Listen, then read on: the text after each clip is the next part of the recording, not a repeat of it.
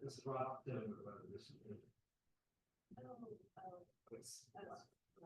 Yeah, we're the first one. Okay. I didn't. I just got it. It's the road. Yeah, they want to say. And so somebody. Yeah, two different areas. The street, like inside one, so you need to like here, it's not everything. Yeah, it's that's why I really improve.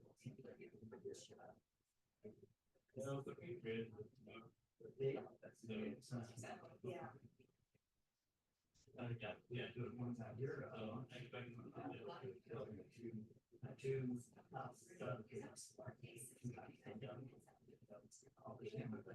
Like, because you guys are Christians, so that actually doesn't have too much time to do it. But that's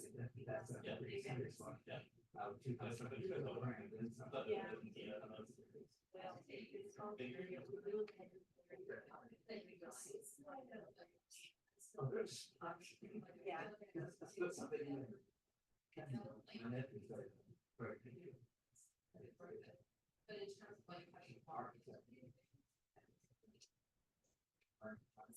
That's the approach.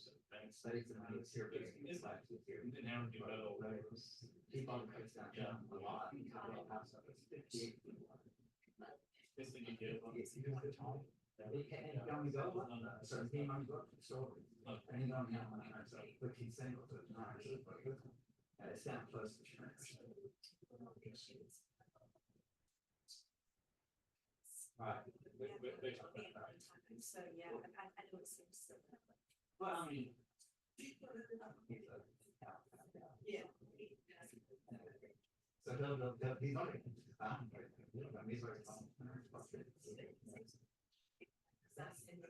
I'm going to see that he made an operating and it had not.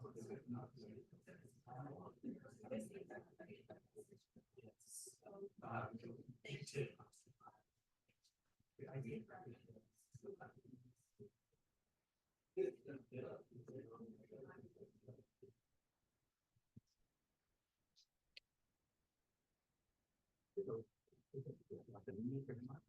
So here's an agenda. Hi there. Hold on. So you guys are second on the agenda. You know, are the homeowners coming or? I thought they were. Okay. Well, it's on the way, but it's super close. So there'll be an opportunity for them or you or both, whoever you want to speak on your behalf and then be available. Yeah.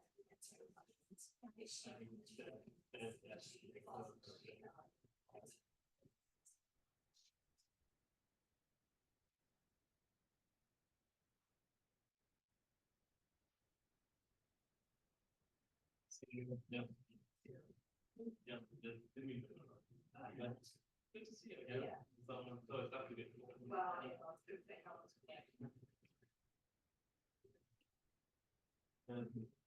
Yeah. Okay, cool. I know. Yes. I think yeah, looks like you want that. I can see you, Ollie. So, but you guys always really good.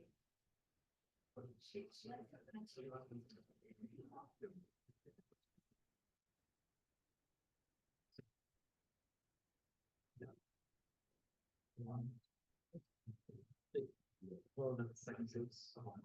Still here for the thing. Any cases? It's good. I have several letters from neighbors.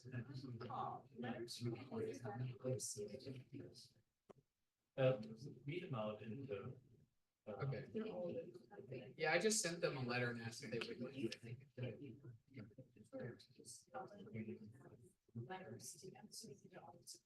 Yes, yeah.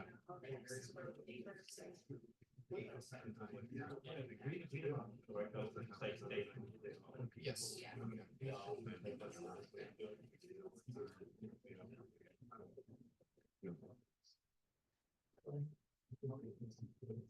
Yeah.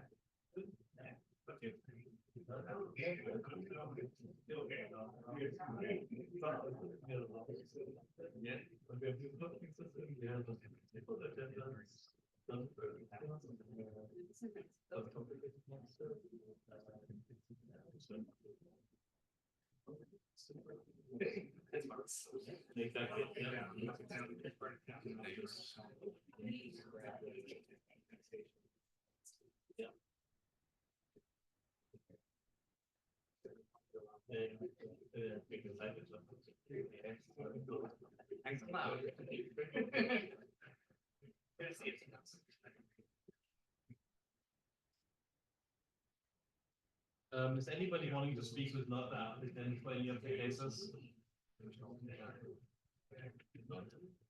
Okay, so if you want to speak, you're not the applicant, please fill out one of those public comment cards and hand them over to Allegra after me.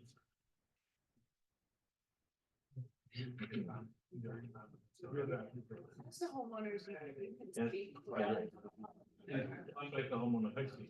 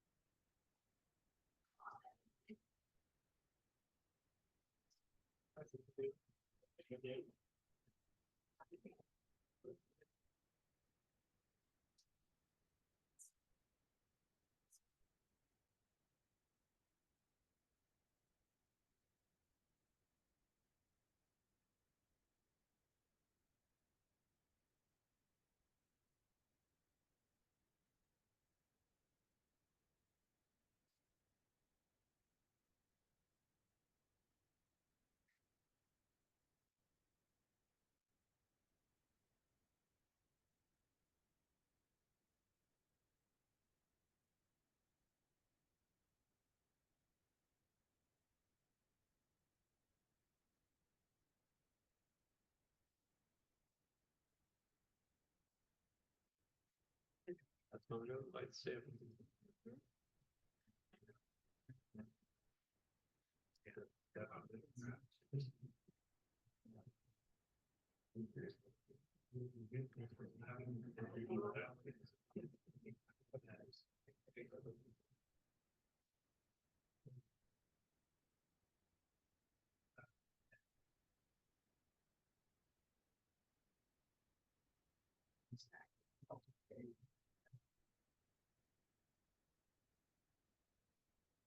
All right, I would say let's get started, and then if Joe comes, we'll.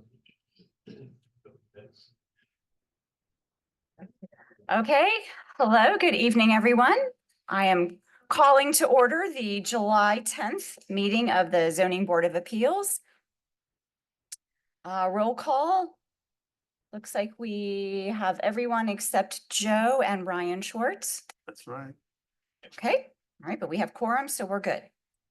All right, I have the minutes from our June 5th meeting. Did anyone, well, actually, Artie, I think you are the only other person here tonight who was also at the June meeting. Did you have a chance to read the minutes? And do we have any? I did, and I moved to approval. All right, I'm going to second that motion. All those in favor of approving the June minutes? All right, that passes. Thank you. Mhm. Any organizational procedural items? The unfinished business?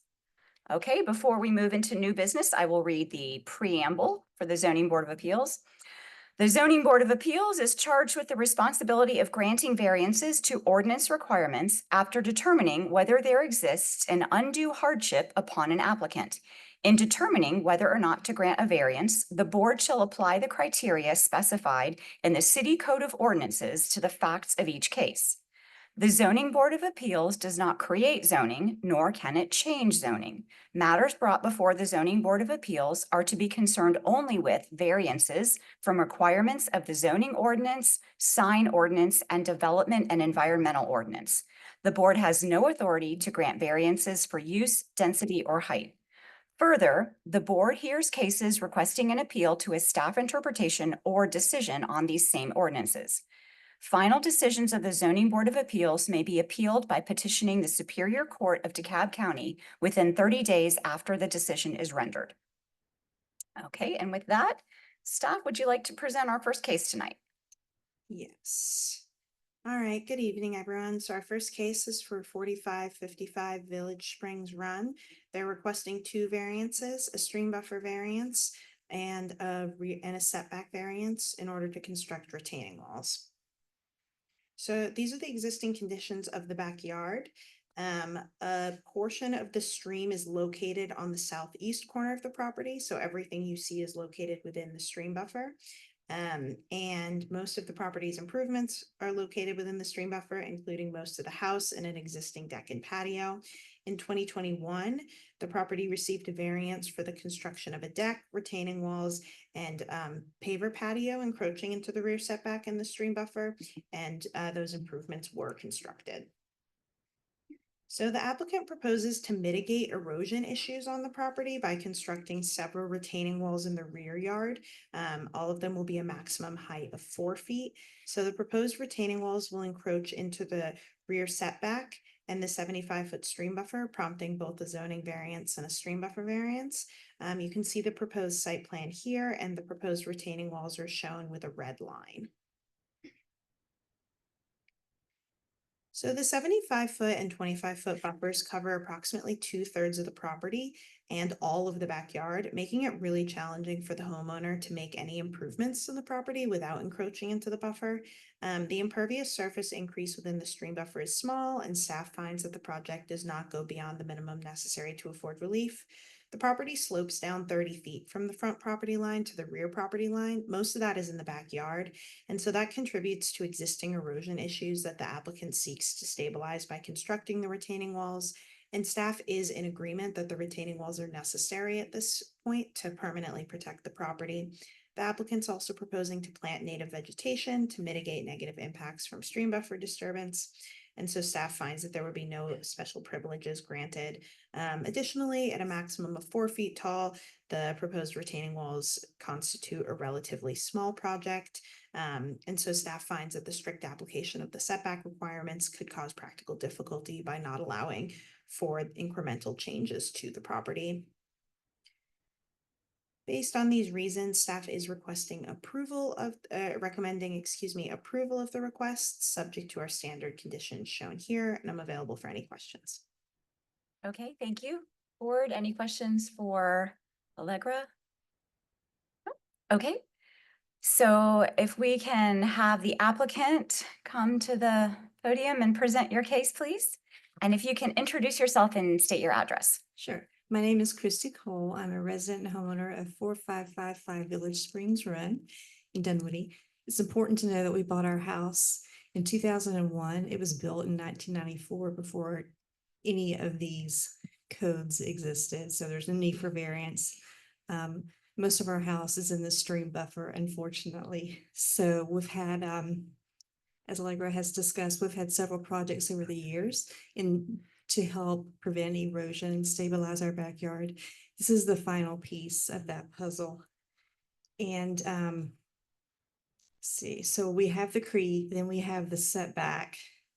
And so every time we do this project, we spend so much money getting approval and variances because we want to do it the right way. We want to prevent erosion. We like our stream. We like our creek. We want to keep our property, maintain our property values, and our neighbors want us to as well. So we're doing the minimum steps necessary to improve the backyard. We will retain the tree stump that is shown in one of the diagrams and plant additional vegetation to help stabilize the creek bed, in addition to those minimum size retaining walls as well.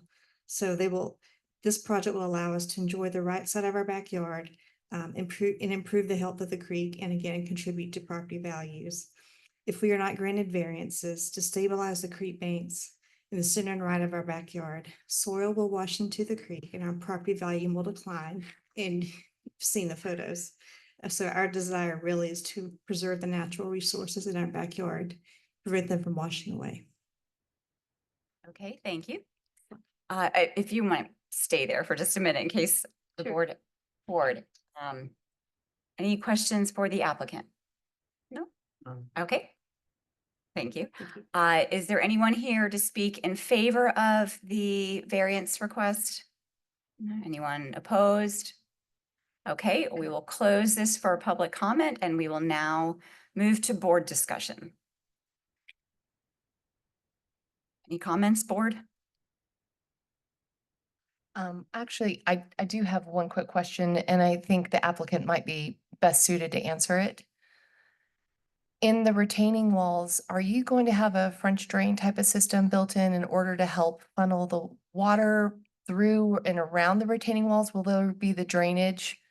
No, there's existing drainage on our property between us and our neighbor. Actually, there's an easement in between our house and our neighbor's house that has a sewer pipe. And we have pipes leading from each of our properties down to the creek below. So there's no need for a French drain on our property. Our neighbor has one, Okay. but we don't need one. So the idea is then that the retaining walls are going to capture the water runoff and that the native plantings, then that will be enough to seep down, that it won't create kind of a, what's the word I'm looking for? Like a backflow issue, like pressure against your retaining walls? Our issue is really keeping our soil. The retaining walls are designed to keep the soil, but the vegetation will prevent the water runoff. That's And the idea. And what was, what has led to this? It was the tree that was taken out that started to cause this issue, or? The issue is that our yard is very small and, like I said earlier, it would not be built nowadays with the Dunwoody requirements. And, our neighbor had a project, she had to build a retaining wall too. It damaged the tree roots. Gotcha. And we can't put a retaining wall in the easement because it's an easement. We don't own it. And so we had to stall one project and redo it to accommodate that easement. We weren't aware of it when we bought our house. So we have had to modify this project around that easement and around that tree. The alternative to building retaining wall is to have, we had an arborist come out. We would have to get special seaweed and plant it around that tree every year to maintain it and keep it alive. That's not manageable for us. So Right. unfortunately, we had to have the tree cut and we want to leave the stump there to help mitigate the soil erosion. The erosion is the main issue. Like I said, we have a lot of pipes already Perfect. Okay. going down. Thank you. You're welcome. Just a quick follow-up question to that. So are you building a new retaining wall or utilizing the existing? I saw from the picture, there was an existing retaining wall. Is that correct? Well, we have already had 2 phases of retaining walls Okay. built. So the first one was before Dunwoody was a city. Sure. We had small kids at the time. You can see how big they are now. We wanted more of a backyard. The second time around was we had to replace our rotting wooden deck. Mhm. So in order to keep our deck from sliding down, And we do have some settling already when you had to build other retaining walls. This is the third and final piece. And Okay. this Yeah, is to and- keep that from, Just as a, worse. yeah, as a follow-up to what Erica was saying, is when a retaining wall is built or modified, the idea for your benefit, much less anyone else, is that retaining wall is permeable from a drainage perspective. If you ever see a new project Yeah. constructed, like by the city for right of way, for example, you'll see the little corrugated pipe or CVP pipe or, PVC pipe, yes. so that the water is not backlogging into the wall itself to the wall was failed. So I think that's what Erica was probably trying to address, to make sure that for your benefit as well as the benefit of those around you, that it's just not going, that your retaining wall wouldn't fail ultimately and then you'd have to redo it Yeah, again. So Yeah, no, we certainly don't want that. And the same crew who did our previous retaining wall for the deck will be working on this one. It's that special modular block style wall, and I believe that's probably designed to be. Yeah, I would Helpful water. double check on that. I have one of those as well, and they did put in drains, so I would just double check with your contractor. Okay. Well, our issue is to keep our Oh, no, backwater I- from washing away. So anything we Exactly. can do, we'll do it. Okay, board, any other questions for the applicant? Are we ready to open for discussion? Okay, thank you. Any comments, discussion? I would like to mention just the concerning, excuse me, not concerning, the unique issues to this case that keep in mind. The backyard does slope down 30 feet. That is significant. Staff has suggested that retaining or agreed that retaining walls are necessary to prevent erosion.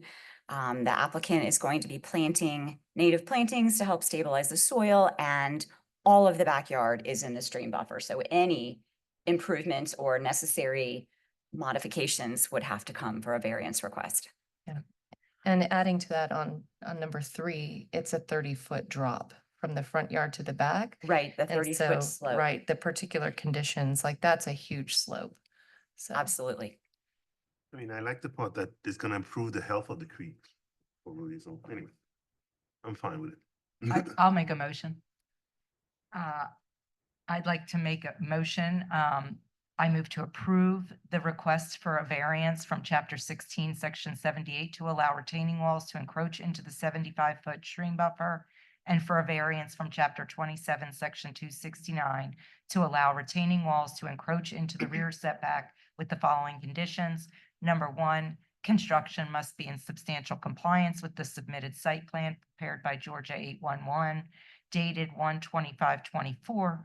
It's on Appendix A. And number 2, if construction has not commenced within 2 years of the granting of this variance, approval shall be void.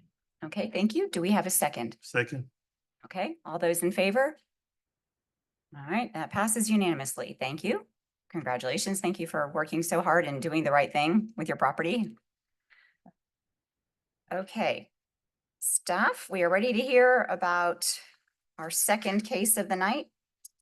Great, thank you. So this is for 1957 Rotherham Way, and they're requesting a variance from chapter 27, section 58 to allow a porch to encroach into the rear setback. So in 2024, the applicant began a 2-story rear home addition project, which was completed this past spring. And so the site plan to the right shows what's currently existing, and the aspects that are labeled proposed are recently constructed. So this was the site plan that was submitted as part of the home addition project late last year. The photo on the left shows what it currently looks like now. So this is the rear of the house. This is where the applicant is hoping to install the porch. And so the site plan on the right, the proposed porch is shown in red, and the elevations are shown to the left. So it's a 2-story porch. It's approximately 238 square feet, and it would encroach into the 30-foot rear setback by a maximum of 7 feet, prompting a variance request. So there's no opportunity for the applicant to make improvements to the rear of the home without the granting of the variance. However, the lack of buildable area in this situation does not constitute a hardship in staff's opinion. There's no significant sloping topography restricting the buildable area. And so the barrier in this situation is really that the recent home addition project was built up exactly to the 30-foot rear setback, leaving no area in the rear for porches.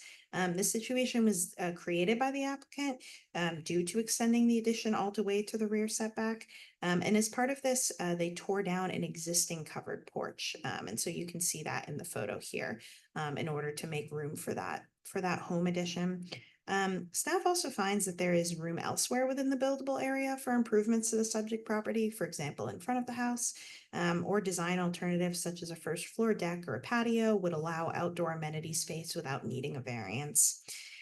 While the encroachment is relatively minor, and staff sees no major harm in the proposal, ultimately, we feel that approval of the variance could potentially grant the applicant special privileges.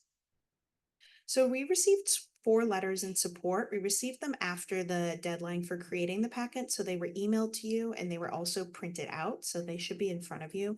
We also received an updated letter of intent from the applicant or from the homeowner, and so that's also in front of you.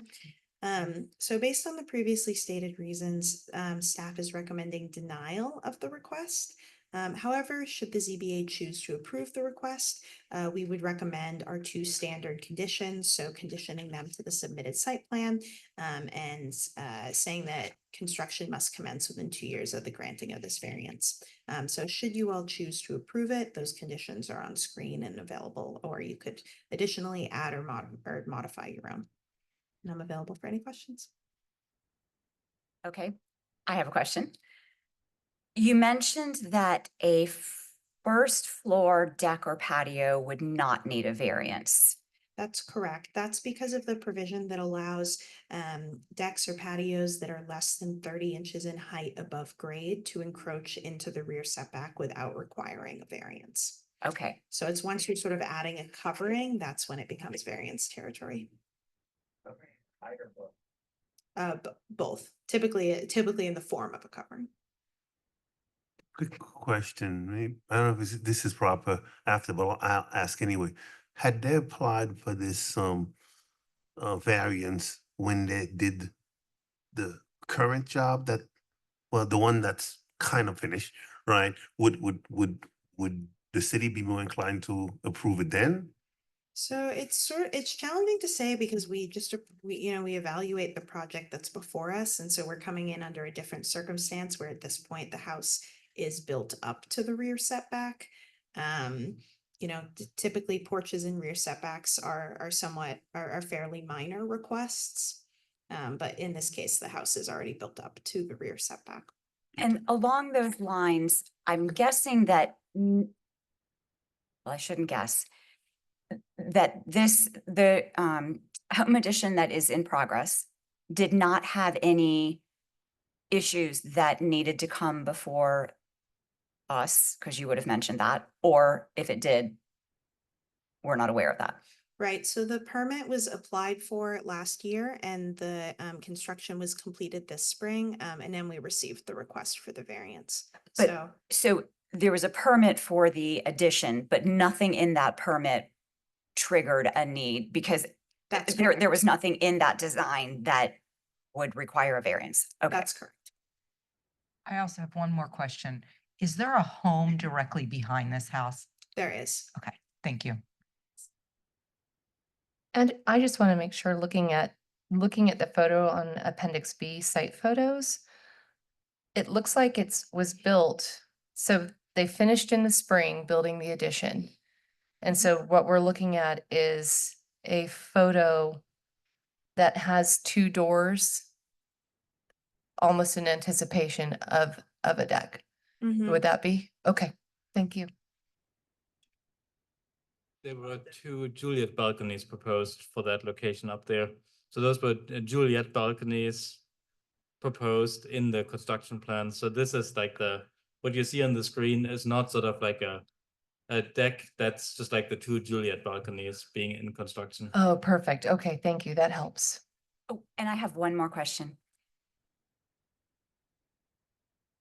You showed us the picture of the old deck that was torn down to make room for the addition. Do we know how far up to the setback line that old deck? Was it in the So, setback or did so it? it was approximately right up to the setback. You can see is a clearer version. So this is, these are the plans for the home addition that was done last year. And then this red signifies the new porch. So you can see here, it says proposed house addition at the location of existing covered porch. So that's approximately where the area was located. If you can see my mouse. And is the basis of the denial recommendation in root of, again, the setback itself, or a combination of a change in site plan that was previously, that is different than what was originally submitted? Or, So in terms of the criteria, I think the one that staff has the most concerns about is that we feel that the hardship was sort of created by the applicant themselves. okay, And I'm just gonna clarify just for my own. So what would be allowed by the city would be on ground level to build up to 30 inches high, a patio, and that could be covered. Or no? No, Once you okay. add a covering, then it's more than 30 inches in height above grade. Is a pergola considered covered? Mhm. Okay, all right, thank you. I know I read this before, but so how much into the vary would they go? 7 feet? 7 feet? Yeah, I thought that was right. Okay, all right. And the setback amount is 30 feet. That's correct. Any other questions for staff? Okay, thank you. Would the applicant like to come and present the case? And if you can state your name and address and connection to a relationship with the applicant. Okay, my name is Addison Cavan. My address, 507 Windstone Trail in Alpharetta. I'm the project manager working on the Joshy residence. And is that it? Okay. So I just want to say they've lived in this house. They bought it in 1998. They have 3 kids that live with them. They've got 3 bedrooms now. Their son is actually currently in a little bonus room through their master bathroom. So they're doing the house addition to provide them with more substantial space for them and their kids to utilize. We did build the addition to that 30-foot setback originally planned in order to accommodate their new master bedroom in the addition. So to give them the room for their closet and their master bedroom, that's why we maxed out on the setback. So we're just asking for 7 feet on the setback. As you see, we did originally plan to do Juliet balconies. So we're asking just to take those Juliet balconies and extend them to create a deck.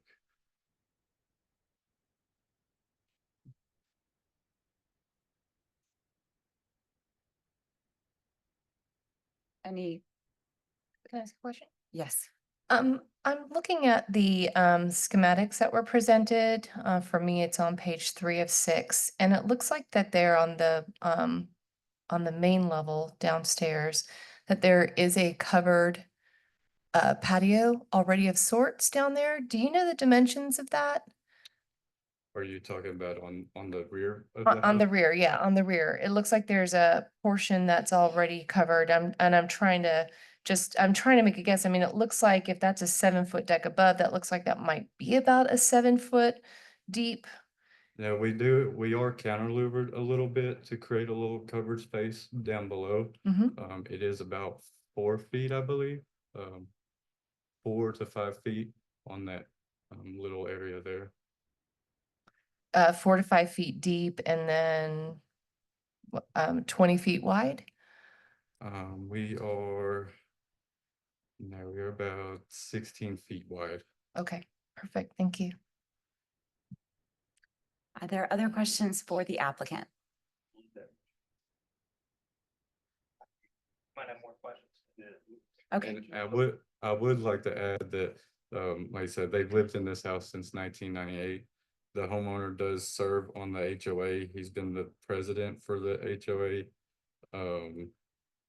for 3 years and secretary prior to that for 11 years. So he's been a very good member in his community. So, Can I ask you a question uh-huh. before you sit down? The depth of the addition, what is that? From where the original house, the back of the house was to We're where it at extends now? 19 feet Okay, from the original house to our addition. 19 feet. Okay, all right, thank you. Is there anyone, well, we've gotten letters from neighbors speaking in favor of this variance request. Is there anyone else here who wants to speak in favor of it? No? Sure, yes. Thank you. I appreciate your time. And really, what has been a journey, you know, when the formation of the city, have been in the city since 98. Kids were born, grown up here. Northside Hospital is our favorite destination when they were, and all the comings of that. I've served on the Dunwoody Preservation Trust with late Lynn Bird and all that.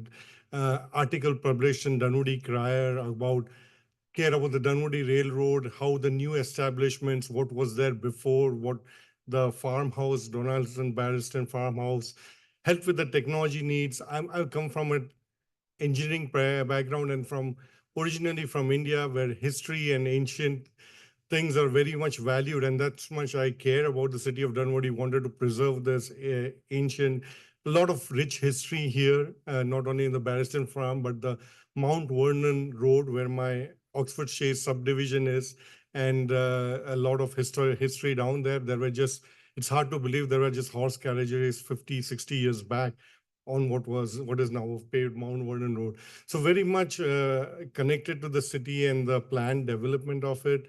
Also served as a board member on the Dunwoody Nature Center with Alan Mothner and the team, and again connected with nature. What always I felt was you see the deck we had. Growing up, I come from an apartment and that background where we had balconies and all that, and that has been a big hope and connection of mine with that nature. So when we were building this Juliet balconies, it felt like something seemed missing. And when the plan was not thought through, maybe it might come across as like that. But when we got this setback, I'm requesting this 7-foot 2-story addition because it gives that effect of that 7-foot, and that house behind us is not directly behind, it's alternate, like it alternates. So if I don't have my Nest camera and all, I could have shown you that there's a whole view to the Poppleford Lane from this deck. The behind house is offset the way it is built, and this has wide support from all our neighbors, and it would mean a lot for having to, like I said in the letter also, this is our forever home. We want to kind of cherish Dunwoody and grow there, and for a multi-generation aspect. And that's why I'm requesting this variance. Hopefully we can accommodate this. It's the hardship is in terms of the way the house is located in the plot. It's a little bit front center, so I have room in the front, but the back I'm restricted. There are some houses which have less front yard and driveway, and this could have not been a problem. But where this is how it is located, but I don't want to change thing. I don't want to move. I am a big advocate of what we are doing and what you guys are doing, and really appreciate if this can be considered given all the facts I've stated, and something which would increase property values, and a showcase where if plan done without even this variance, there are ways in Dunwoody to enjoy what you don't have to go to Cumming, Alpharetta, or any other vast expanse city, because you can have outdoor living combined with indoor space. So I appreciate your consideration and really thankful for your time. And could you please state your name and address for the record? So sorry, yeah, Raj Joshi, 1957 Rotherham Way, Dunwoody, Georgia. Thank you. Thank you. Okay, thank you. Good, thank you. Thank you. Is there anyone else to speak in favor? Anyone opposed? And we received no letters of opposition, correct? Yes, that's correct, or yes, we did receive. That's correct. We've received no letters of opposition. Okay, thank you. Okay. Board, at the moment, anyone else have a question to ask either the homeowner or the contractor? I mean, I do. I got a couple questions. So I got a couple questions. I was just waiting for it to close. I guess either the contractor or the homeowner could answer those for me. Someone step up, it doesn't matter. If you can't, I don't mind if the contractor helps you. So for me, the city does have a point, they have a point, and because their argument is that, hey, listen, this is like a privilege because it's not a necessity, right? It's not a hardship, like something like you're not being treated different than others, right? So think about this a little bit, right? While I'm gonna ask you the second question, and then you could tell me why, right? But my second question is easier. Okay, so the Juliet balconies that you were gonna have, right? And if you said it before, that's okay. Answer it, that way I got it clear in my head, okay? How far would they have extended? They're about 15 inches. The Juliet Inches. balcony? No, Yeah. out. They go Out, exactly. 15. Yeah, Yeah. 15. Yeah. No, that's not made to be Yeah. a deck. You just almost open the like a door. door. Yeah, that's why I was like, okay. Scope change. It's to Yeah. open up and allow the fresh air in and you get visual, but it's not a functional deck. Yeah. And then. But I was thinking, because I'm thinking maybe there would have been that thought out anyway, I'm trying to see. It Because sounds grander and fancier than what. yeah. I mean, and the problem, not the problem, The what I challenge. wrestle with is this house, you were gonna build this house, or you build it. I mean, it's practically done, but yet now you want the 7 foot. So, And and I'm trying to wrestle with that and how you need it. So you go and explain to me. well, I would say if we didn't build the house to the setback where we're on now, and we did take it in 7 feet and built the deck, we wouldn't have any room to accommodate the master bathroom, closet, and bedroom. There wouldn't be enough space to have that. So when did you think about that though? No, so we, because as you said, this is my as I said, this is my forever home. So that we're building a master bedroom main, planning for our elder years and Mhm. bathroom and all that. I want to stay here. And the part where this came about was after this was built and laid out, this is where it came out like, hey, wait a minute, there is no way you kind of pop out of this right into the yard or something. And there is possibly, if there is a special request concern, because we didn't completely know that we would land at this problem. So this was not some scheme where I said, oh, let's first do the 30 feet, then we'll go to this. If that there was no reason why do all that, right? Like if we, but I totally accept there was a lack of foresight and planning on this. But that's why also requesting the 7 feet part is, everybody knows like 7 feet. It was just a humble, smallest request where we can use that space and still not cause any kind of disturbance or any kind of disruption to anyone. In fact, but So you're telling me in your mind, and don't, yeah, I might seem like I'm just trying to clarify. Yeah. You didn't have the plan of having having that addition before. Is that correct. There was no scheme like that we'll go twice to the city and let's do this and then we because why would that make no sense? And I would like to state too, I know it said that we were completed construction. We are in construction. So this is during the process of this, that this has came about. Okay, okay. No, that's good. But it doesn't help in a way that way, because if you're in construction, you would have planned it earlier. You understand? I'm not saying I'm against it, but we're just, I want you to understand kind of what the city is thinking a bit. Is there any way, right, that you could have like a reduction of the 7 feet, or is the 7 feet kind of what would make it aesthetically pleasing? I believe the 7 feet is really just what we've came, just enough for them to be able to set some chairs out there Okay. and be able to rest. I don't think we're opposed to maybe coming in a little bit if we need to. But they would just like to be able to set some Sit chairs and enjoy their backyard space. Okay.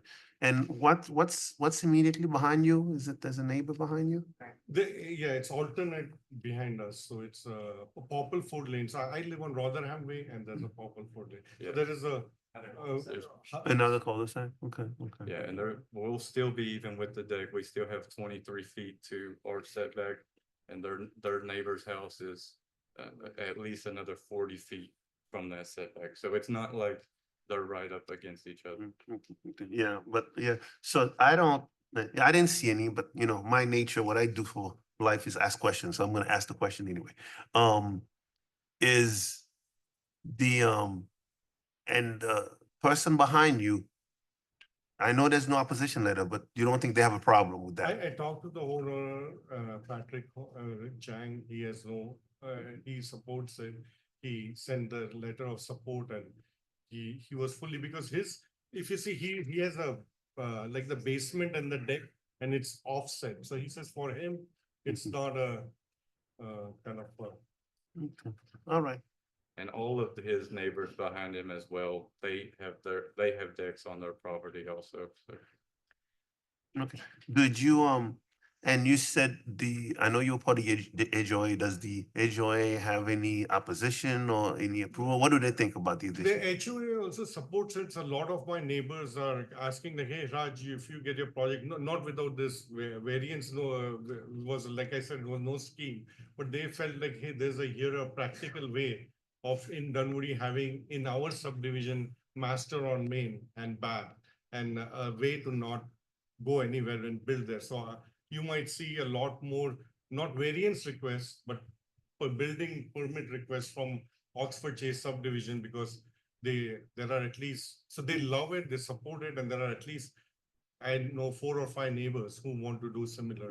Did you have to get an approval from the homeowners association? Yeah. For that? Yeah. And did you? Yeah, I did get the approval. Okay. from the- The two, just so you know, the two neighbors that sent in the after in support are Poppleford Lane 1962 and 1958, which are would be the two most impacted. I'm looking at our GIS right now. Okay, okay. Are the two would, just from visually looking, would be the most impacted by it, and they were in support. No, that's good to know. That's not, you see where I'm going with what I'm thinking. I don't have any questions for now. I have a question. Is that, so my question is, the doors that are leading, are those bedrooms upstairs that would lead onto the deck? Or what is that upstairs? Okay. And so my question for you is, what does the deck provide you that could not be provided with a patio downstairs? The deck provides a way to experience nature. If you see my property, I have a red maple kind of tree, some apple trees and all that. So it provides a way to me to experience the nature and all that from that height and that advantage, where as we also grow older, depending on where we end up situating, it allows us to be there in that space without having to go up and down to the, and even from a down, the view and what you experience is different. And I have been the best yard in the neighborhood for several years running, best kind of neighbor. So if you see it, and people come to me for gardening advice. So some of these things which I do with the trees and all, it's a small yard, but it's a well-developed kind of meadow kind of thing to enjoy it. And if I can see and even experience it myself, beyond my back neighbors who have decks and experience it, and they say, "Hey, Raj, the view is great," and I'm like, "Oh yeah, I can visit them always, but that's different, right?"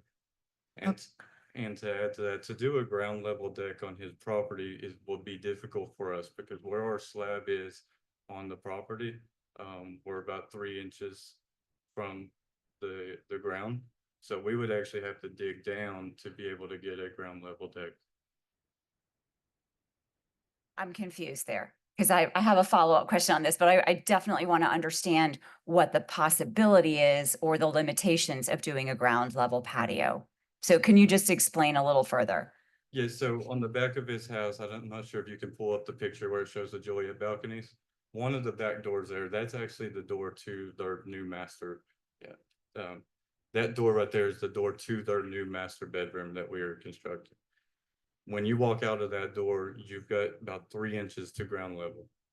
So in order to build a deck there, with, 2x10 material, plus your deck boards, plus your footers, we would actually have to go down in order to make. That's assuming you do a wood deck. You could do a patio, you could do a paver stone patio, like it wouldn't have to be a wood deck. And so would you have the same constraints if you did a paver or a concrete patio? We would still have to have the concrete to support the pavers. So there would still have to be concrete there and take it down a little bit, yes. Okay, while we have this picture up, if there is an elevated deck as your plans show, what door upstairs would be accessing that deck and what does that door come from? It would be both doors. So where the Juliet balconies are now, we're not extending any farther on the sides, but we are going from each side all the way. And those are each bedrooms? Correct. Okay. So I'm just trying to figure out the logistics of, for you all to enjoy you're going through somebody's bedroom, but not the master, because now the master is on the main. Ellen, can I build on your question? I want to go back really quickly. If the master's on the main and there's a door that's leading out to the backyard, what were you intending on walking out onto? Because we're talking about it being a hardship to build a patio there, except for I don't imagine that you were walking out onto dirt.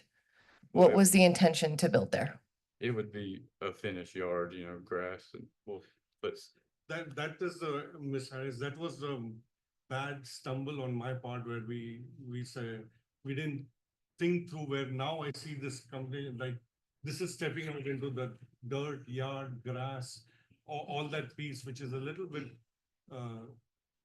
inconvenient and not a practical based on what I am requesting. So what are you gonna do there? So, I'm hoping if this variance is not approved, then I'll just roll over in the yard, but I'll ask for some consideration because this is where I'm stuck. And it was a, Put in pavers or concrete or wood on the ground. You can still do that. Oh, I'm sorry. I'm sorry. You can still do that. Were you planning to do that at all? there would be hopefully a covered area, because Tara, it's just like just the heat and wind and sun. You want some covered space to be able to step on. No, I totally understand that, but what are you gonna put on the ground? Like, are you gonna open the door to grass or were you planning to open the door to like a We'll pavement? have to have a 3x3 pad right there. at the Okay, full- so like a the- concrete pad, like a normal, okay, so that's what you were that's what your plan was at this point And then to, it would go to the yard after that. yeah. okay, so have you guys measured how deep it would need to be to have two chairs out there? Have you I'm trying to think of like 2 chairs to sit on. I don't know if you need 7 feet for that. That That's seems, what I asked the question. yeah, that seems like a very deep. I mean, I understand that, it's actually gonna help cover when you walk out of the bedroom downstairs, but do you really need that much space? I totally understand walking out of a room instead of a Juliet balcony. I totally get it. But I'm just trying to see where it is 7 feet. Like, that's almost, like, you could almost put a table and chairs out there and make it like I'm just thinking, can you just, for 2 chairs, I don't know, do you need that much space? So instead of 2 chairs and 3 kids, so 5 chairs, but yeah, this is the same concept here. It would answer, we were thinking just some space to like move and all. It was a consideration that we felt that this 7 feet was needed when we put a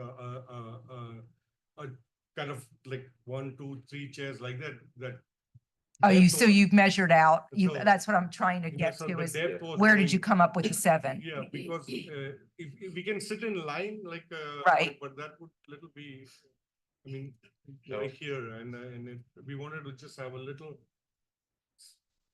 Okay, to be To able keep to talk. to keep the chairs off of the handrail that will be there. Don't want to be right up on it as well. Yeah. Okay, so if the variance is approved and you build the covered deck, what's underneath it? My name's Jeff Cavan. I'm the owner of the construction company Cavan Built. Oh, can you also state your address, please? 2090 Byers Landing Drive, Beaufort, Georgia. Thank you. So what he's trying to accomplish here, because what he will do is put the deck here. We're gonna put underdecking under the deck so it's dry even below. And then the covered deck, the roof for the covered deck above. So he could people can walk out of those bedrooms onto a deck and have the outdoor living covered, and also have the below area covered as well. We could walk out from the master and have a covered area, for the master. We could walk out of the master and be able to hang out in an outdoor area there. That's what I said, trying to accomplish here, really. So as the questions earlier were asking, will that be a concrete base, and obviously it would have to extend the entire length from the end of one Juliet balcony to the other. Correct. It's concrete. Okay, and so you mentioned a little while ago that you're still going to have to dig underneath to pour that concrete Yeah, we'll base. dig down slightly, put the base underneath the concrete, put the concrete pad there, It yes. need to be a 4 inch. So right now, again, we've got about 3 inches. And so we would have to take out a little bit. That slab only needs to be 4 inches for building code. So And right now that's dirt, right? There's nothing you have to remove other than some dirt. Correct. Okay, so either way, whether this is approved or not, you're still going to have to do some digging to pour some concrete and, okay. Correct. And the digging that you're doing is just dirt, not removing anything. Correct. Thank you. Okay, do we have any other questions at this time? I have a question for staff.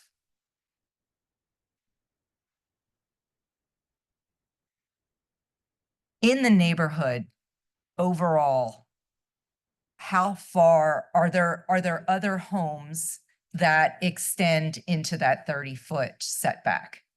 Yeah, so there are the rear setbacks in this area of the observed rear setbacks typically range from about 30 to 50 feet. I think there are some porches that encroach and then there are some that don't. Okay, have we had any, not necessarily me, but do you know if the ZBA has had any that have encroached into the rear setback? I don't think we've had one on to my recollection, we haven't had one on this street. Okay, But well, Artie, have we? No. Sorry. I've been there long, not on that street that I can recall. I had a question also is there, I mean, I know the recommendation rather, but has the city thought of an alternative that, compromise that they might think might be satisfactory? You don't have to, I'm just asking. No, I mean, unfortunately, we really just review the project that's in front of us. We're not in the business of making design changes. Yeah, yeah. Let's- oh. Because one of the things is, I understand that, at the end of the day, we're talking of them a variance and they want to encroach. I mean, that's encroaching the rear setback, right? But the reason I asked the question is because, part of the reasons you want to resist setbacks, because you're worried about giving the person behind you enough space or enough breathing. I mean, I'm thinking, whether we want to think about it, that's the logical reason, Yeah, right? Artie, that's my question is, and Allegra, So I'm just asking the city maybe to articulate maybe what they think is the encroachment, what bothers them a little bit more than just, it's not a necessary, exactly, Not far. right. Bearing in mind that the neighbor behind them, most affected arguably, looking at the aerial, is not opposed to it Yeah. and actually in favor of it. can I ask a question? If this was granted, which technically by all nature risks looking like a special privilege, what does that, because there was an addition already put on, they knew they were going to their setback, yada, yada, yada. If this was granted and we did it at 7 feet, and let's say because the owner mentioned that the neighborhood is kind of looking at this as a test case, the ability, what does this put us in the position of moving forward if other applicants come to us and want to go 10 feet into their 30-foot setback? Would we then be obligated to approve other requests because this would set precedents? No, the variance cases don't set precedents, and every case is different and is uniquely considered by you all. Case by case basis, right? Case by case basis, precisely. So No precedents. I had a question for staff and one that was notably absent and not as a criticism, but more as an observation, is that generally speaking, when we hear these kinds of cases, we hear a lot about the character of the neighborhood. I'm actually very familiar with the neighborhood. I have a friend that lives actually on Poppleford Lane. It's not quite a cluster neighborhood, I would call it, but it is a small lot neighborhood. Is it zoned R1? What is the zoning? R50, R100? It's RA5. What does that mean? That's one of the smaller cluster zoning Okay. districts. So, okay. Or sorry, excuse me, I think I missed. No, it is RA5, sorry. Okay. Thank you.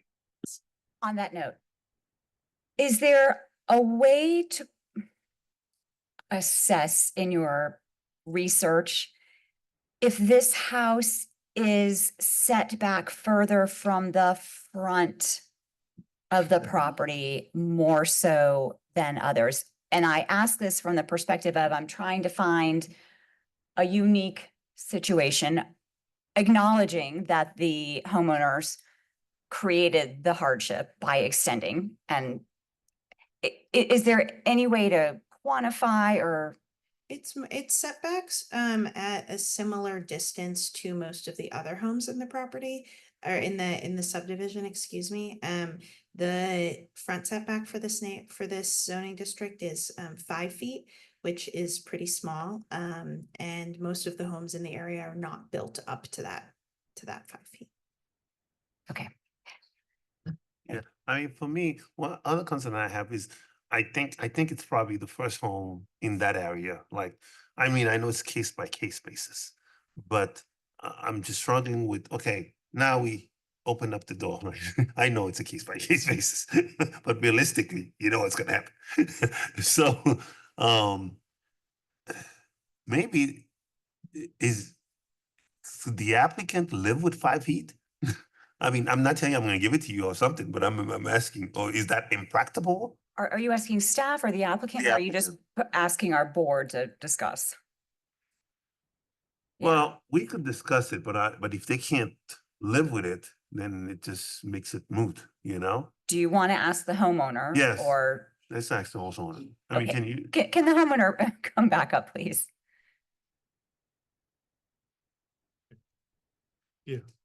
yeah, so my question is, you have 7 feet, can you live with 5 feet?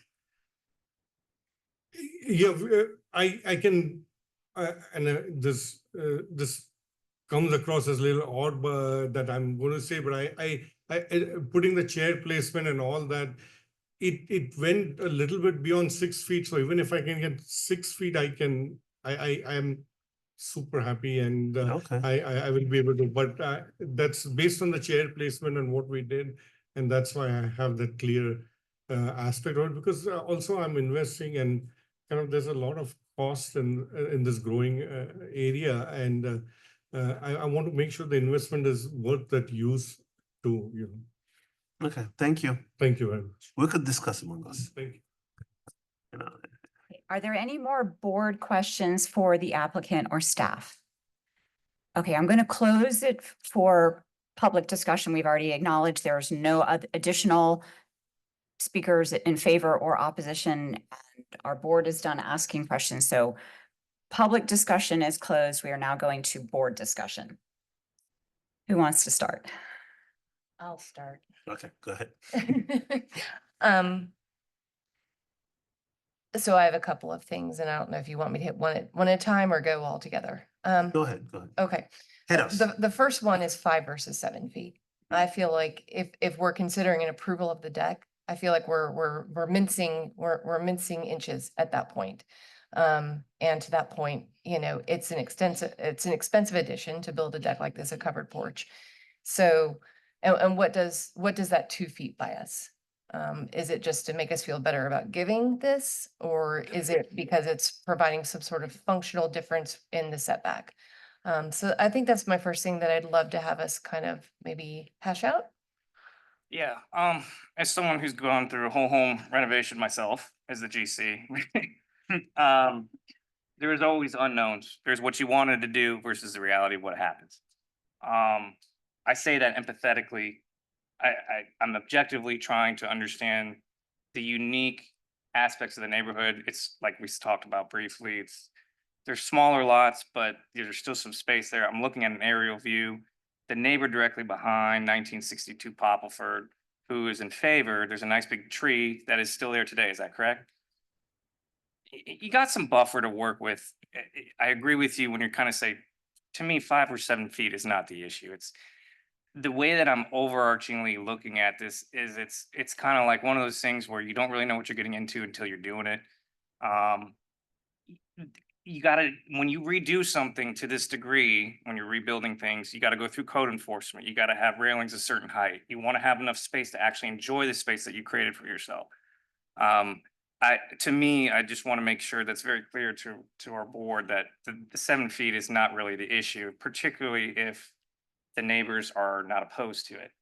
And if there are neighbors that are opposed to it and they're not here and voicing their concern, well, you have someone that's, the applicant has been on the HOA as well, so it's obviously probably well connected to the actual neighborhood itself.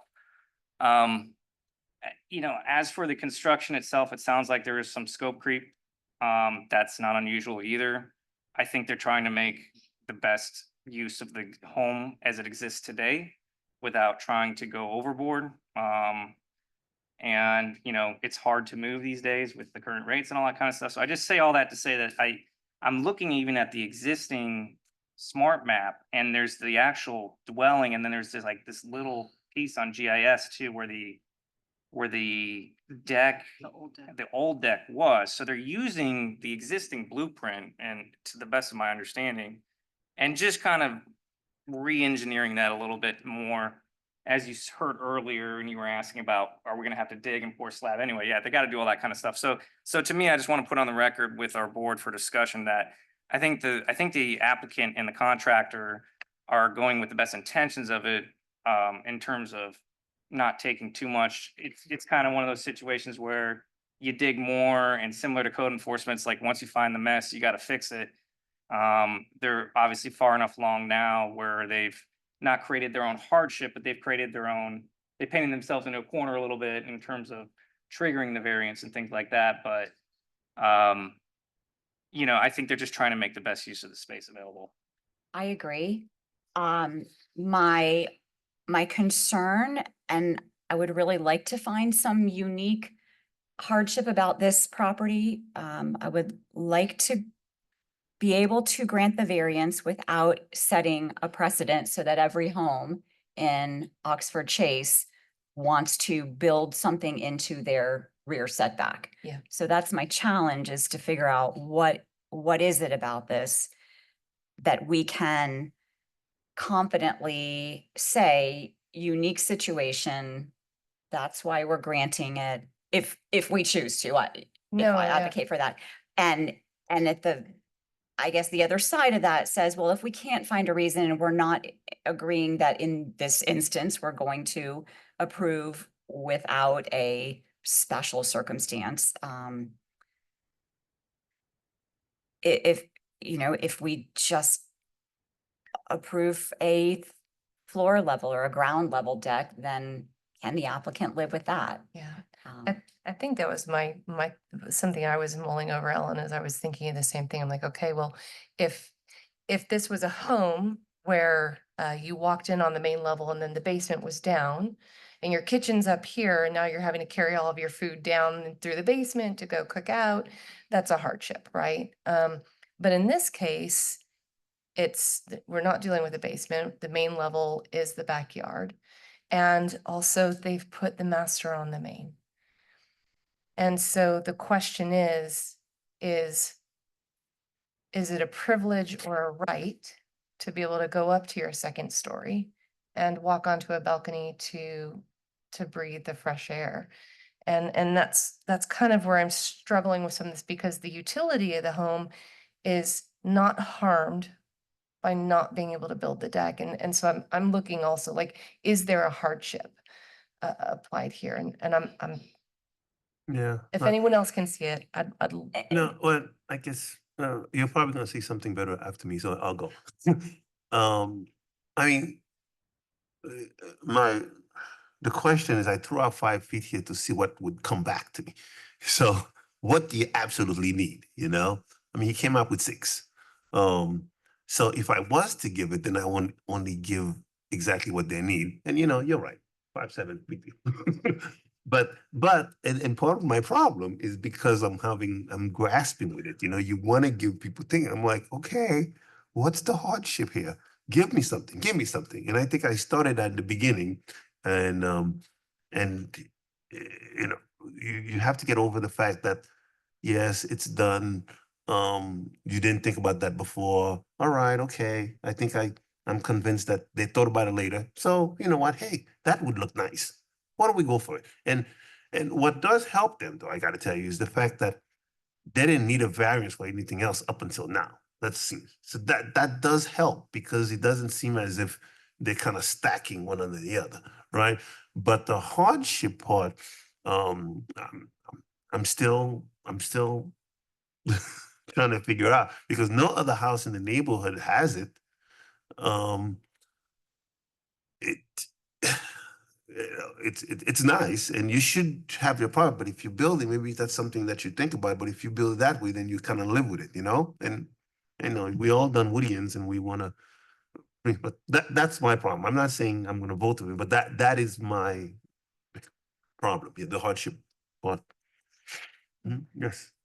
I mean, I'm going through the criteria, and something for the applicant to know, is it's really hard because there's a emotion always involved in things. And yet we have to be an unemotional body. We follow strict criteria. And so as we look through the criteria, and it's very clear that it must make all of the following. And so when we look through and we see, for example, the requested variance does not go beyond the minimum necessary to afford relief. And the question is what is that relief we're affording? Is it something that could be found in other ways that does not require a variance? And then the literal and strict application of the applicable provisions or requirements of the zoning ordinance would cause undue hardship or practical difficulty. And the question is by denying this, are we imposing any sort of undue hardship for the use of the property? And that's where I'm struggling, because I know in my heart, I love the idea of walking out on a porch and seeing green and breathing the fresh air.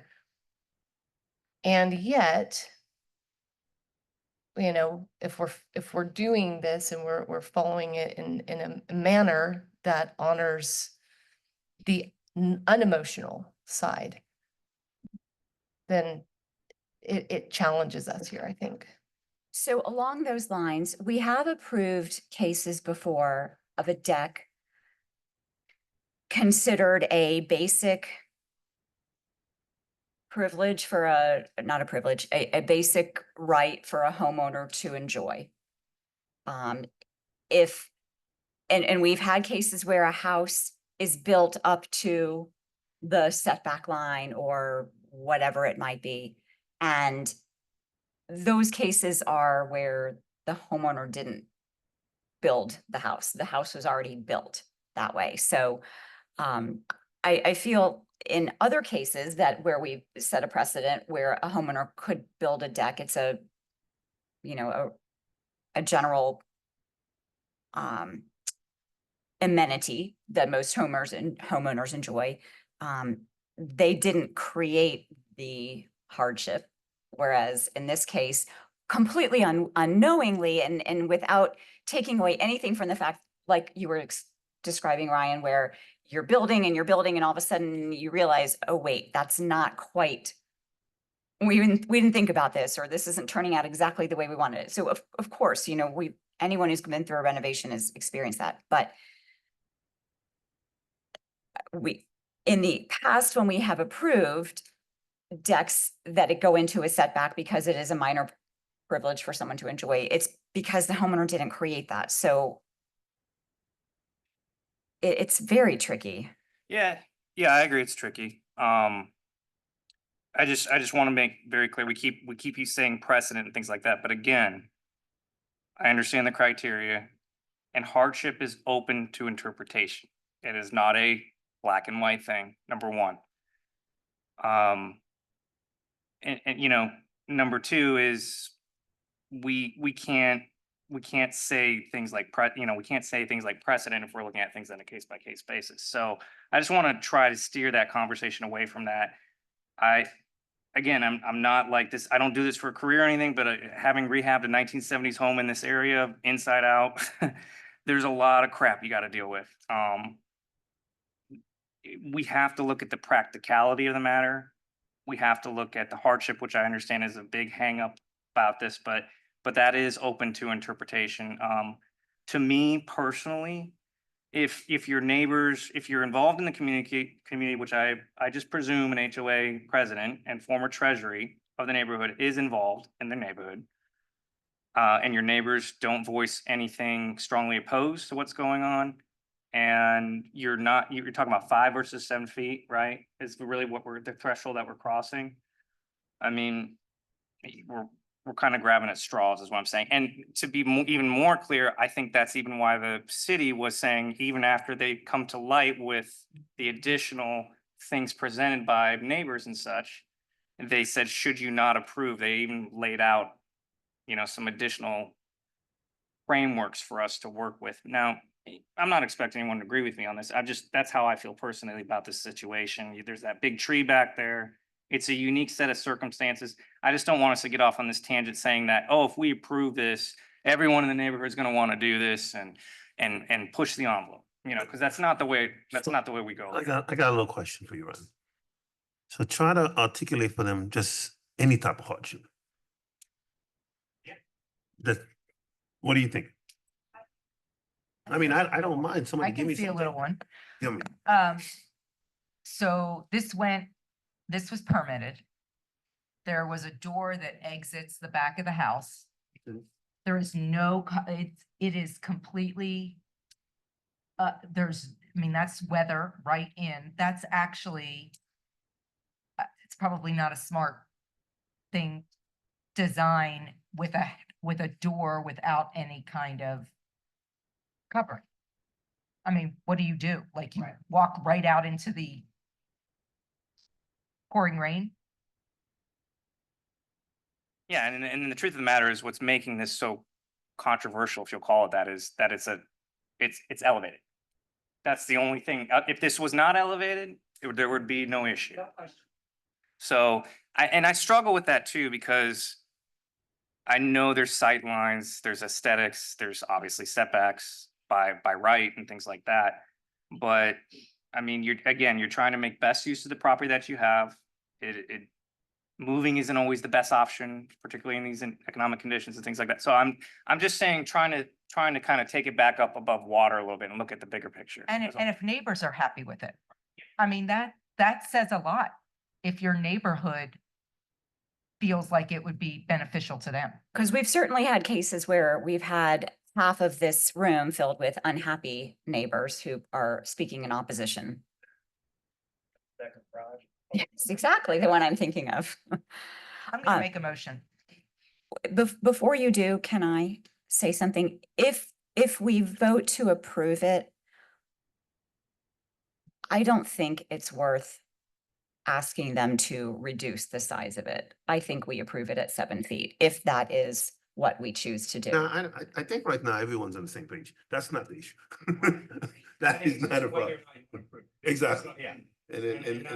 And when we do that, the person that has to make it has to actually articulate that. So, but I don't think that's an issue now. And I would feel better approving it if we could name a hardship, if we could.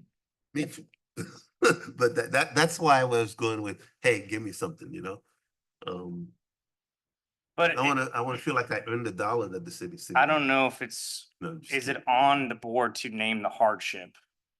Or is that this, you know what I'm saying? It's like that, I don't know if that's on us. Yeah. I think what we could do, because it's been done in our meetings, it's in our minutes, I think even the minutes from last meeting. In the discussion we're having right now, we are articulating situations, conditions, and you could ask that the minutes reflect the fact that it would be perhaps unsafe, or detrimental to the house to have no protective covering over a back door. You could ask that the minutes specify something, not necessarily in your motion, but as a point of clarification. I think the back door, because of the Juliet balcony that was going to be above it, and it also has a covered overhang. If you look at the photo, Yeah. I think it actually does have covering over it so that when you're walking out, there is a bit of an overhang that would prevent the rain from just coming down on the door. So I don't know if that's our, I don't know if that's our hang on to moment there. Yeah, and the way, and I'll stop talking, sorry, but it's more of really, this is getting hung up in a technicality, because the scope changed a little bit, I wouldn't say dramatically, but like, you know, the Juliet balcony is just, it's enough of a scope change to obviously throw a flag up, right? So I just wanted it to reflect, I think that's really the elevation and that changing the scope, which things happen, things change. Yeah, I mean, at the end of the day, you know, if they had thought about it before and the house was back a little bit to create more, we wouldn't be having this conversation. I mean, 2-3 feet when we made, but that's what happened, is that they just happened to build their house to that line. Right, or if the house was originally built a little bit further up in the cul-de-sac with a shorter driveway, which there are, by the way, I know that neighborhood very well. There are plenty of houses like that with a very short driveway and a much larger setback in the backyard. You know, it would be a different story, but we deal with what we got. I mean, given what we've said, even because I could still ask, has the applicant or the contractor thought of a hardship that's addition to what we've asked you before? Not the same thing. Did you think of any hardship that you could articulate to us? Not the same thing that we've heard before. So originally, the client wanted to go further back. They did. We actually had to reduce it to meet the setback needs. He was actually wanting to go 3 more feet on the original plans. And we had to reduce it because of the setbacks. So we reduced it back 3 feet and try to fit in what he wanted to fit in there. It made it a little tighter than what he wanted, but we made it work. And Artie, I'm actually glad you really asked that, because this is, to me, is a classic example of what's the better of two evils, like asking for permission or forgiveness kind of a thing, where with the stream buffers, or, you know what I mean? Like, you ask for more so that if you don't actually go all the way back there, you still have something to work with. And that statement from the contractor to me tells me it's still operating in good faith, like, okay, hey, here's what's the law, you know what I mean? So I appreciate, that's actually a really good question, Artie. We do appreciate that you respected the setbacks. Yes, absolutely, always. I build in Dunwoody, I do a lot in Dunwoody, so. You know, I'm gonna go. That's all. Sarah, you gonna make a motion or is there more? I'll make a motion. I move to approve the request for a variance from chapter 27, section 58 to allow a porch to encroach into the rear setback with the following conditions. Construction must be in substantial compliance with the submitted site plan prepared by Boundary Zone, Inc., dated 8/9/2024 and drawn up upon applicant, see Appendix A. If construction is not commenced within 2 years of the granting of this variance, approval shall be void. Okay, we have a motion. Do I have a second? Second, with the condition that the date in reference is to not 8/9, but 8/19/2024. What, Tara, was that a misspeak on your part? Would you like to, Yes, it was. would you like to clarify the motion that you? Dated 8/19/24 rather than 8/9/24. Okay, so we have clarified that you simply misspoke in stating the date. And the actual date, thank you for correcting, is the date of the submitted site plan is August 19th, 2024. Seconded from me Okay, we for have approval. all those in favor? And those opposed? Okay, so at 3-2, the variance request passes. All right, thank you, everyone. That was a lot of intense and emotional discussion and rational discussion. So thank you, everyone, for your comments and your input and your thoughtfulness. Okay, we will move on. Staff, please present to us our third case of the evening. So our final case for the evening is 4670 Easton Road. They're requesting 2 variances. They're both setback variances. So for the same project, it's a shed and there's 2 setbacks at play here, the rear setback and the street yard setback. I'll explain a bit more about what those are. So in January of this year, the city of Dunwoody received a code complaint about a 160 square foot shed being constructed on the subject property. Sheds under 200 square feet do not require a permit, but they must comply with the city of Dunwoody zoning regulations. So the shed is considered an accessory structure, and accessory structures have different setback requirements than main structures. So they have a 10-foot minimum setback. And so the shed is encroaching into the 10-foot rear setback by a maximum of 7 feet. That's prompting 1 variance request. Additionally, a separate code section prohibits accessory structures from encroaching into the street yard setback, so basically beyond the edge of the house towards the street. And it encroaches into the street yard setback by a maximum of 10 feet, prompting another variance request. So to the left, you can see the shed. So it's not fully finished. It's pretty much in the footprint that it's going to be, but they have a stop work order on the property for right now. And there's a tarp over it that was placed to protect it from the weather. And then the site plan on the right shows the shed in red. Additionally, I want to highlight something super unique about this property. It has frontage on 3 roads, and I apologize that the site plan here is a little bit cut off. But to the south, it has frontage on Andover Drive. To the right, it is frontage on Eaton Road, and to the left, it is frontage on Tilly Mill. So there are 3 street yard setbacks to consider here. So the subject property does meet the minimum standards for lot area and width. However, it's really unique to have 3 street frontages, and so the buildable area is extremely limited as a result. Additionally, since accessory structures can't be placed in the street yard between the house and the street, the buildable area for a shed specifically is also limited because there are 3 street yards where it's unable to be placed. Also, accessory structures have to be 10 feet away from the principal building on the lot. 10 feet is the classic setback to remember with accessory structures. So it needs to be set back 10 feet from the house and 10 feet from all property lines. So very challenging to find a good spot for a shed on this property. At 160 square feet, the shed is a relatively minor improvement. Again, it wouldn't have required a permit. It just needs to comply with our zoning regulations. And it will be partially screened from view by an existing fence. Staff finds that the strict application of the setback requirements could cause practical difficulty in this case by not allowing for incremental changes to the property. And overall, we find that the project would not be detrimental to the public health, safety, or welfare.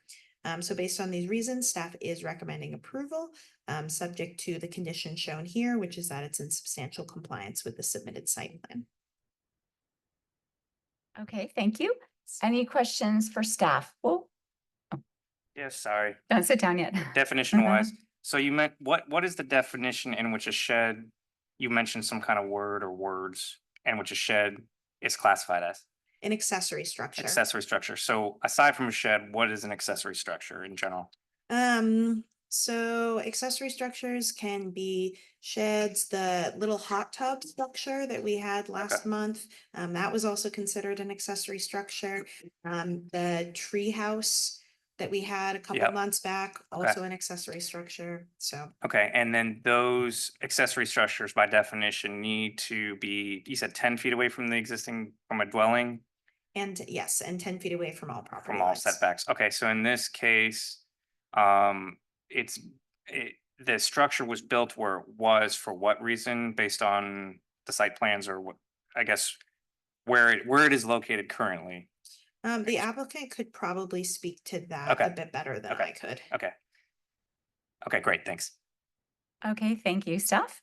Would the applicant like to come up and present your case? And if you will state your name and your address, please. Hi, I'm Stephen Christopher Knight. I go by Chris, but my first name is Stephen, so all the paperwork addresses me as this, as such. So to your question, Mr. Esslinger? I'm sorry, Yeah. can you state your address, So please? my address is the property that is subject to this matter, which is 4670 Eitzen Road, Dunwoody, Georgia, 30360, United States of America. So to answer your question, the structure was actually built in the location because it was the furthest I could build the structure from my neighbor, whose property is immediately behind mine, and it abuts the property line, or it's nearest the property line that runs parallel to his driveway. So it was the least obtrusive as far as like sight lines from any of his windows, and then that was also the furthest from the busy road, because Tilly Mill is a relatively busy road. And so it was built kind of in the opposite direction from that. And unfortunately, if we had not, if our lot was not bordered by Eitzen Road, in addition to Andover and Tilly Mill, it would be, I think, relatively unnoticed. But because of the kind of odd structure of our lot, and in addition, it was located there specifically because there are several mature trees in our lot, and I tried to stay out of, stay away from the trunks of those trees and out of the lower hanging branches. So with minimal disturbance like the vegetation around, we also have some very mature azaleas that grow along the fence and along the house that I sought to kind of distance myself from to kind of reduce the impact on like the mature foliage that's in our yard. Okay, is there anything else that you want to say about your case? Only that I built the shed in the place that most closely resembled the location of sheds in other properties, but because of the unique conditions of our lot, did in fact violate setbacks. I also was able to garner some letters of support. That's actually form letters. I typed up a letter and we went around our neighborhood to see if anyone wanted to come speak at the variance hearing, and a surprise, no one wanted to show up on a Thursday night. But I did get 9 neighbors who reside at 7 different properties along Eitzen and Andover Road that, have letters of support. I can provide those as if anyone wants to see them, and I can provide them to the staff if needed. There's no other, I think, special circumstances really. It's a shed. It's really a 14 by 10 foot shed with a 16 by 10-foot overhang, just because there's eaves that extend Mhm. 2 feet or a foot off of each side.